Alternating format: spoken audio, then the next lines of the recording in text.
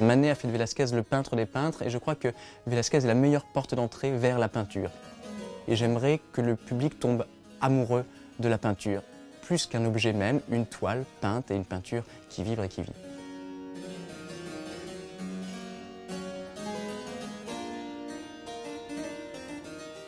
Velázquez rentre dans l'atelier de Pacheco à la fin de l'année 1610. Pacheco est un peintre assez médiocre, mais un excellent pédagogue et un érudit qui a un très bon réseau relationnel à Séville.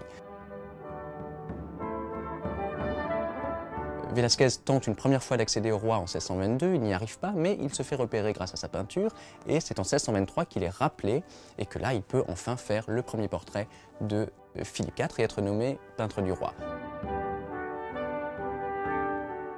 Grâce à Rubens, dit-on, il est autorisé à la fin de l'année 1629 de partir en Italie pour parfaire sa formation. Ce moment sera pour lui une véritable révélation. Il va vraiment terminer de se poser la question de Velázquez par rapport aux autres peintres, et sa question, dès lors, ne sera plus que Velázquez, sa propre écriture et son univers pictural.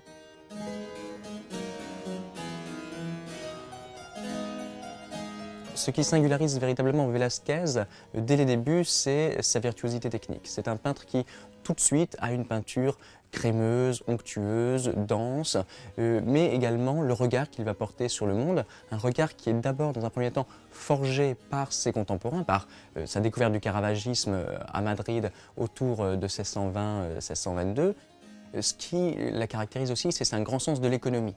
Économie formelle dans des compositions qui sont très sobres, mais également économie de moyens dans l'exécution.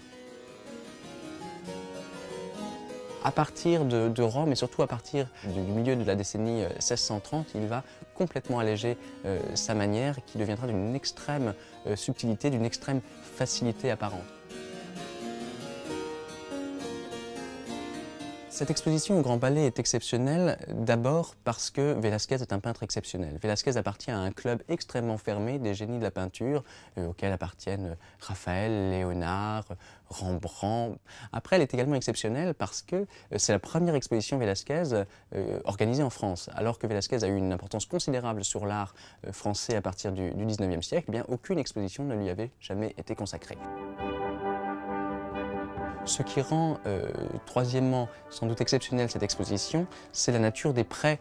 Je pense à, évidemment, la Vénus au miroir, qui est une icône de l'histoire de l'art.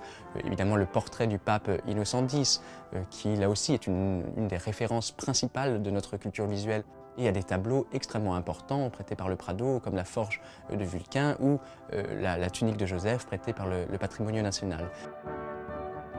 Cette exposition a pour ambition à la fois de donner au grand public la grande exposition Velázquez qu'on attend depuis des siècles, je dirais, et de donner aux historiens de l'art la matière à pouvoir vérifier les hypothèses passées et à pouvoir construire la recherche d'histoire de l'art à venir.